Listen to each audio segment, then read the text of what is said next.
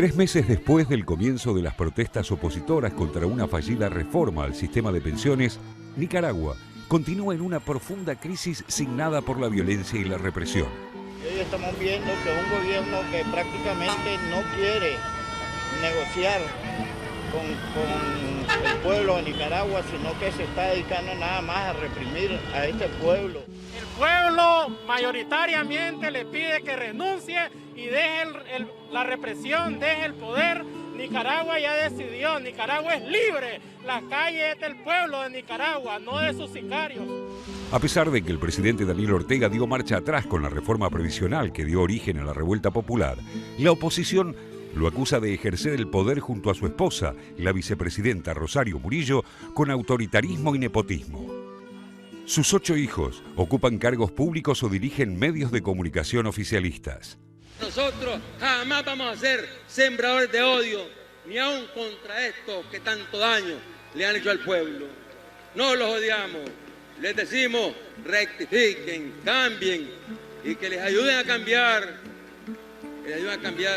y que puedan entonces ser parte propositiva en la construcción de la paz en nuestro país. Queremos sembradores de paz, no sembradores de la muerte. Haciendo caso omiso a la presión social, Ortega, quien gobierna Nicaragua desde 2007 por tercer periodo consecutivo, se niega a adelantar las elecciones previstas para noviembre de 2021, desligándose de la represión policial y de los grupos paramilitares a quienes organismos de derechos humanos atribuyen la muerte de casi 400 civiles, miles de heridos y centenares de desaparecidos. Mandan a matar la policía, que es dirigida por el régimen de Daniel Ortega, que las manda a la calle a reprimir. La cifra de desaparecidos y muertos cada día aumenta. Está acusándonos a nosotros de terroristas, pero en realidad el terrorista son ellos, porque ellos son los que tienen las armas. Nosotros estamos desarmados, luchando para que haya democracia en el país, para que sean respetados nuestros derechos. En el comienzo de la revuelta liderada en las calles por estudiantes universitarios, el mandatario le había pedido a la conferencia episcopal que actuara como mediadora en un diálogo nacional para encontrar una salida a la crisis. Los obispos pidieron convocar también a representantes estudiantiles, académicos, empresarios, campesinos y a otras organizaciones de la sociedad civil conformando la opositora Alianza Cívica. La cúpula católica le presentó a Ortega una agenda de negociaciones que incluye, además del adelanto de los comicios para marzo de 2019, reformas a la Constitución y al sistema electoral controlado por el ex líder sandinista. Haciendo oído sordo a las propuestas planteadas, el gobierno recrudeció la represión, atacando a sangre y fuego bastiones opositores en Masaya y Diriamba, localidades ubicadas en las afueras de Managua, asediando a estudiantes y manifestantes, refugiados en iglesias y parroquias.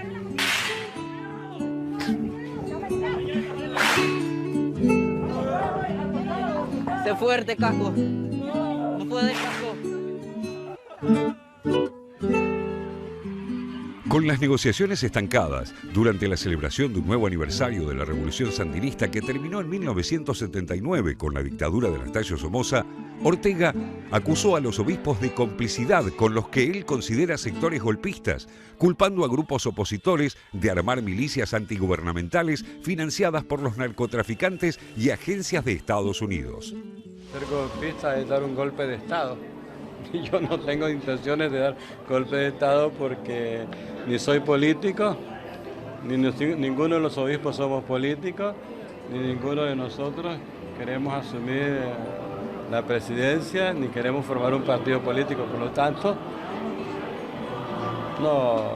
no nos vemos en eso. Sin apoyos a nivel internacional, con excepción de Venezuela y Cuba, tanto la Unión Europea como las Naciones Unidas condenaron el recrudecimiento de la violencia, pidiendo a Ortega el fin de la represión. La Organización de Estados Americanos también acaba de aprobar una resolución que exhorta al gobierno nicaragüense a adelantar los comicios presidenciales en consonancia con el pedido de la Iglesia Católica. Pero a pesar de todas estas presiones, Ortega y su entorno se aferran al poder y el final de la crisis no parece estar a la vista.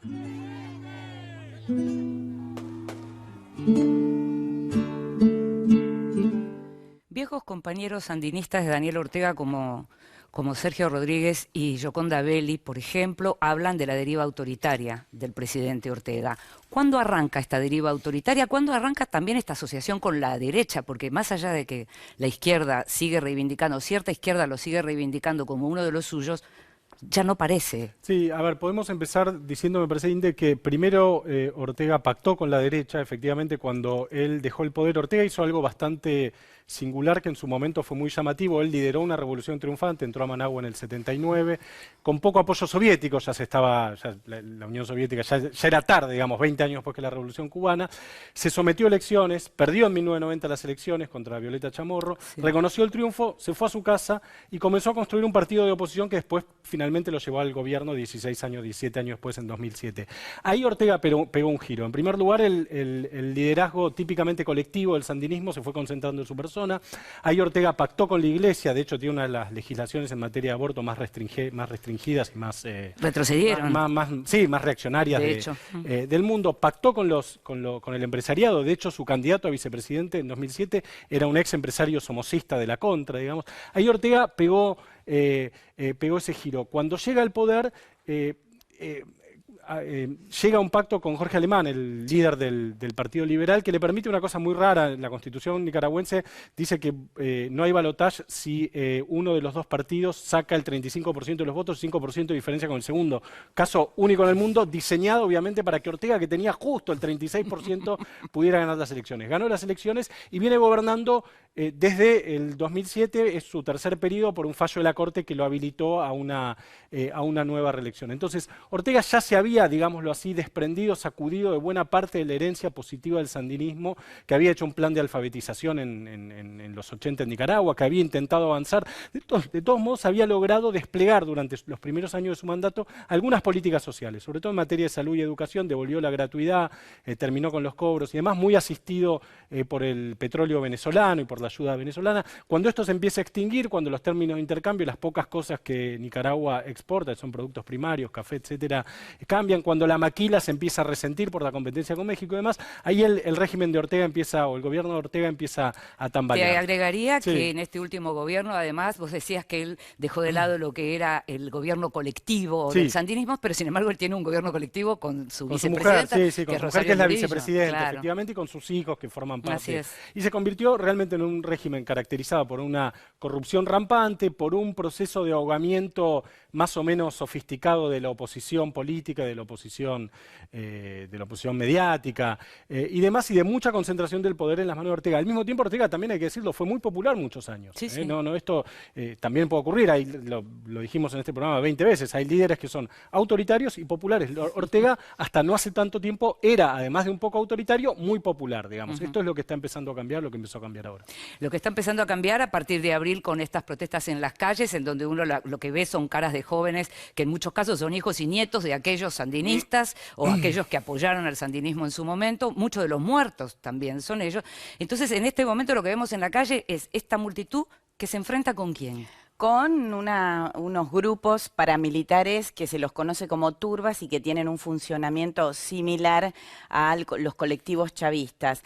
Lo que sí explota esto, digamos, la explosión de este último tiempo se produce cuando el FMI empieza a presionar a Venezuela con que ordene sus cuentas. Este reordenamiento de cuentas lleva a una reforma previsional que ajusta, obliga a los trabajadores a ajustar sus cinturones, y la gente sale a las calles porque es descomunal lo que empieza a ocurrir en Nicaragua. A partir de ahí el régimen de Ortega empieza a utilizar algo que ya se conocía en Nicaragua, que lo utilizó en 2008, pero que además el somocismo mismo lo utilizó, y es muy antiguo. Hasta en los 80 hubo este funcionamiento paramilitar de grupos violentos que actúan absolutamente por fuera de la ley, y en este caso es absolutamente consentido por el ejército.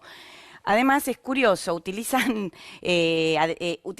remeras con signos de paz y amor y están con cascos, encapuchados y llevan armas muy violentas, actúan de una manera imprevista y asaltan. Obviamente han ido contra estos estudiantes que vos bien nombrabas, han ido contra las iglesias, han arrinconado universidades y verdaderamente son los responsables de los más de 300 muertos que tienen hoy los nicaragüenses frutos de estos enfrentamientos de los últimos meses. Ortega los consiente y lo que ha hecho es obviamente declarar a los jóvenes y a los insurrectos, según él, terroristas y estar por fuera de la ley y además de golpistas. Claro, porque empezó la criminalización de la protesta y mencionaba recién lo que tiene que ver con la ruptura del vínculo y de la sociedad entre Ortega y la Iglesia, pero hubo más rupturas, porque hasta no hace mucho el empresariado también lo apoyaba. Exactamente. Empezó esto con los estudiantes. El 16 de abril él firma el decreto por el cual tanto los estudiantes como los jubilados, como los patrones, es decir, como los empresarios, se iban a ver perjudicados. A los jubilados les bajaban las jubilaciones y pensiones, a los empresarios les exigía mayores aportes y a los trabajadores les quitaba más. Entonces, esto es un combo en el cual empiezan los estudiantes, siguen los jubilados y también los empresarios. Los empresarios durante 2007 y 2016 se beneficiaron en un país que crecía a un ritmo del 5% anual, muchísimo más que la media de Centroamérica. ¿Pero qué pasaba en esos años? Bueno, viene la herencia de Hugo Chávez. Hugo Chávez en su momento firmó un acuerdo con Nicaragua, por el cual Nicaragua, por el petróleo subsidiado de Venezuela, podía pagar a 25 años con un interés ínfimo del 2% anual. Por eso Nicaragua era una estrella en América Latina, es decir, tenía un petróleo baratísimo que además tenía otro valor agregado. Lo podía pagar con productos agropecuarios, es decir, con especies, en momentos del boom de las commodities, de las materias primas. Cerraba todo porque el petróleo venía barato, pero vienen las restricciones del Fondo Monetario para Venezuela, viene esta crisis de Venezuela que evidentemente es exorbitante en cuanto a lo económico y se corta el chorro. Y al cortarse el chorro, los empresarios dicen: yo no voy a pagar más aportes patronales, los jubilados dicen: yo no quiero cobrar menos, y los trabajadores dicen: yo no quiero aportar más. Del 16 de abril al 18 de abril duró ese decreto que se publica en La Gaceta, que es el boletín oficial. El 18 de abril lo retira Ortega, pero ahí vienen los 11 años de hastío, de hartazgo del régimen de Ortega y sobre todo de gobernar a golpe de decreto.